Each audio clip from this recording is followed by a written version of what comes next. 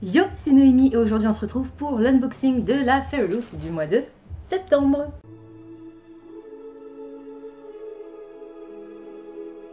Si je me souviens bien, le thème de cette Fairy Loot, c'était Uprising. On dirait bien que c'est ça.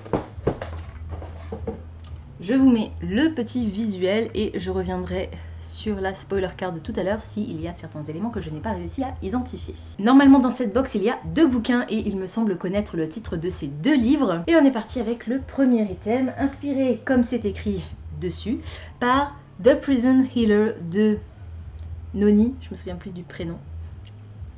Lynette Noni, il est où? Il est là.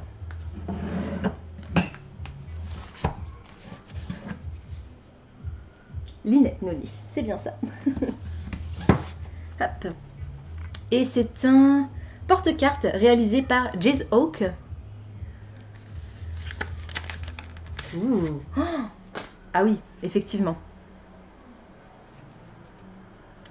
Magnifique. Et il est vraiment bien inspiré par The Prison Healer. Là pour le coup, on ne peut pas se tromper.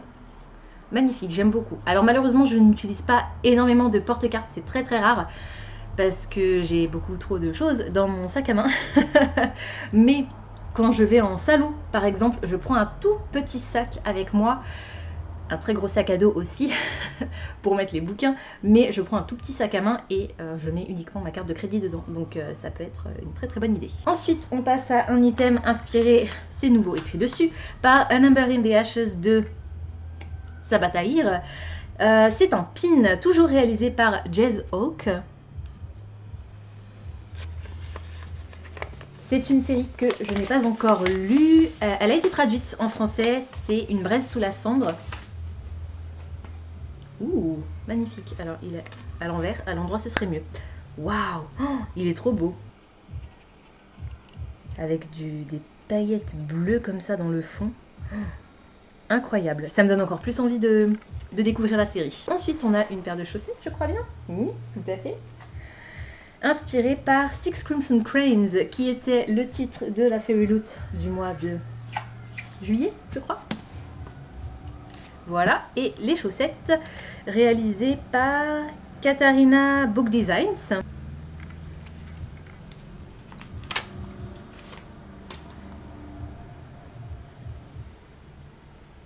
Avec des grues donc. Voilà. Les chaussettes c'est toujours utile, surtout en cette période de l'année. Et effectivement, les couleurs matchent plutôt pas mal avec le design exclusif de l'édition Fairy Loot. Ensuite on a un item en tissu. Ouh, mais c'est tout doux ça.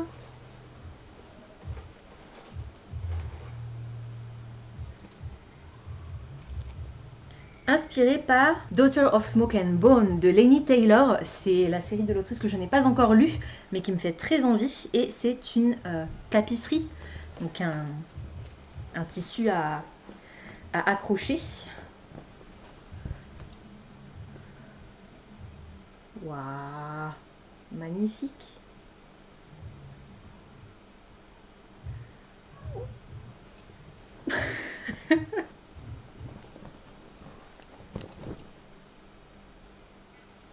Voilà, très beau. Alors, il a vraiment une matière extrêmement douce, presque velours comme ça, donc à utiliser comme torchon, je pense pas. Ce serait vraiment plus pour de la déco. Malheureusement, c'est pas tellement mon style. Je préfère les prints, même si c'est pas non plus spécialement quelque chose que je préfère. Parce que j'aime bien que mes murs restent nus. En fait, donc tout ce qui est décoratif à accrocher au mur, c'est pas vraiment ma came. C'est dommage parce qu'il est vraiment, elle est vraiment très belle. J'aime beaucoup. On a le premier roman et le roman bonus de cette box, je pense que c'est Beasts of Prey que je viens d'apprendre qui va être adapté en film, il me semble. Oui, waouh. Ah, ces couleurs, j'adore. Je vous mettrai par ici la version originale, la couverture originale pour que vous voyez la différence. Il est incroyable. Alors, le papier est pas très est gris, un petit peu gris comme ça. On a une carte à l'intérieur. Et la signature imprimée de l'auteur. The Hunt Begins. Beasts of Prey de Ayanna Gray. Je vais relire le résumé pour vous dire vite fait de quoi ça parle. Ou pas, parce qu'il y a... J'adore quand ils font ça, vous savez que j'adore quand ils font ça. La phrase d'accroche, Loxa était il y a longtemps une city... Voilà, je recommence. Je recommence à mélanger les termes français et anglais. La traduction immédiate, c'est pas vraiment mon truc. Hein. Donc, Loxa... Kosa, pardon, pas Loxa, Kosa, était il y a longtemps une ville pleine de magie. Maintenant, aujourd'hui, cette magie n'est rien de plus qu'un mythe. Ça a l'air trop bien. Et je crois qu'on va avoir deux personnages que plus ou moins tout oppose, qui vont devoir s'allier pour éliminer une menace bien plus grande qu'eux. Il y a un trou dans ma page.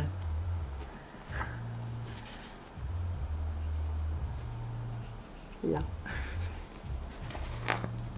Voilà, donc il était dans ma wishlist, je suis ravie qu'il soit en bonus dans cette Fairy Loot. Les cartes de tarot, le 4 of Pentacles et le 3 of Pentacles.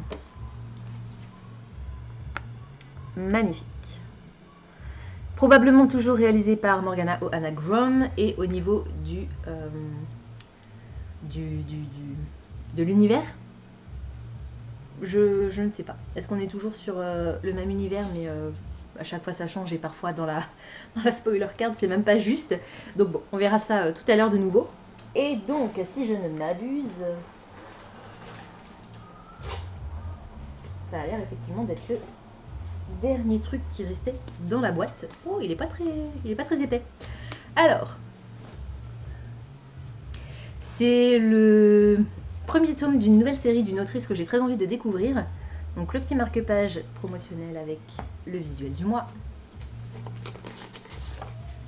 Le Fairy Scoop avec les infos concernant cette box. L'interview de l'autrice et quelques infos supplémentaires que je vous donnerai tout à l'heure. Illustration au revers de la lettre de l'autrice. Et j'avais raison parce que je viens de voir le nom de l'autrice, donc c'est bien elle.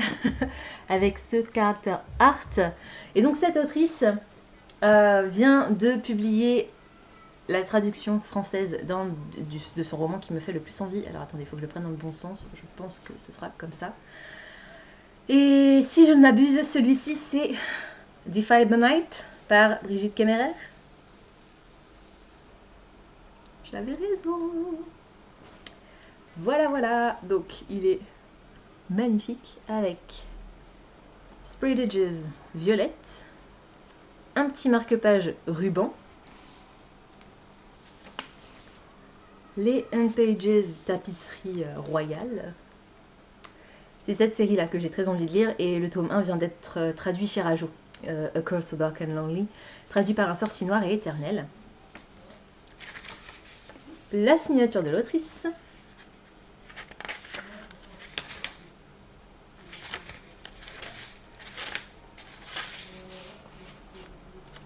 On a une carte. Des informations concernant le récit. L'illustration au revers de la dust jacket qui est exactement la même que l'illustration au revers de la lettre de l'autrice. Le dos en foil rose et le petit embossage avec du foil sur la couverture à hardback. Et il est bleu, violet foncé. J'adore ces teintes de violet là. C'est vraiment très sympa. J'aime bien le violet. Je relis très rapidement le résumé pour vous dire de quoi ça parle. Une étincelle de rébellion, c'est tout ce qu'il faut pour défier la nuit. Le royaume de Kandala est au bord du désastre. Les rixes entre les secteurs de la ville n'ont fait que empirer depuis qu'une mystérieuse maladie a commencé à contaminer tout le monde et que le seul remède pour cette maladie, un élixir fabriqué à partir d'une certaine fleur, les pétales d'une certaine fleur, est très très limité, très rare. Depuis le palais royal, le roi essaye de maintenir tant bien qu'il peut la paix d'une main de fer. On va faire la connaissance dans cette histoire de Tessa Cade et de son ami, son meilleur ami Wes, son ou sa meilleure amie. qui sont, enfin elle en tout cas, est apprentie apothicaire et qui supporte très mal de voir ses voisins souffrir et qui donc avec l'aide de Wes va toutes les nuits partir voler régulièrement les pétales de cette fleur pour tenter de prodiguer l'élixir à ceux qui en ont le plus besoin. Seulement une rumeur va s'étendre selon laquelle le remède ne fonctionnerait plus. On a des étincelles de rébellion qui ponctuent un petit peu la population, le peuple, et un acte particulièrement cruel de la justice du roi va pousser notre héroïne à s'introduire dans le palais. Seulement ce qu'elle va découvrir sur place va lui faire se demander si, pour pouvoir réparer Kandala, donc cette cité, il ne faudrait pas d'abord la détruire. Voilà, ça a l'air trop bien, j'ai trop hâte, et effectivement il n'est pas très long, il doit faire moins de 400 pages. Non, j'ai aucune, alors je suis nulle, à chaque fois je vous dis un truc qui sert à rien à voir, 450 pages, donc il fait pas moins de 400 pages. Pourtant les bouquins, vous savez que j'en lis, hein, mais je n'arrive jamais à estimer le nombre de pages d'un bouquin. Bref, donc celui-ci fait approximativement 450 pages, et il me tarde de le découvrir. Je vais revenir sur la spoiler card. Les cartes de tarot sont inspirées par Caraval, donc Jax et The Fallen Star de Caraval, de Stephanie Gerber. Et les illustrations au revers de la Dust Jacket et de la lettre de l'autrice pour Defy the Night sont réalisées par Lidzart Sardonis. Et le reste, j'avais tout juste, donc je vous les ai dit au fur et à mesure. Concernant le Fairy Scoop, on a...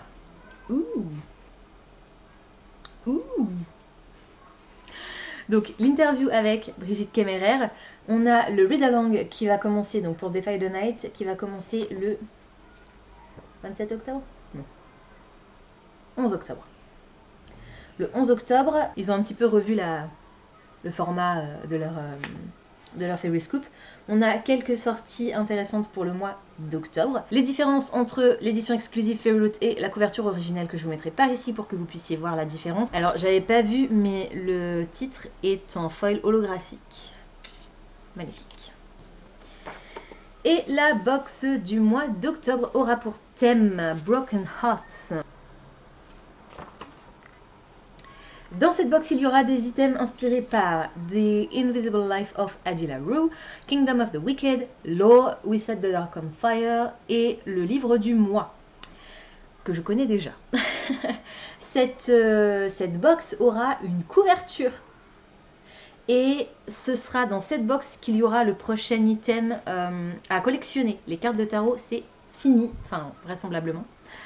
Et donc Fairy Loot va lancer une nouvelle série d'objets collector. Le livre du mois d'octobre est un roman à propos d'amour, de malédiction et des extrémités auxquelles les gens sont prêts à aller pour leur ils vécurent heureux pour toujours. Il y aura une couverture exclusive de Stencil Sprayed Edges, donc avec de la couleur et du motif dessus.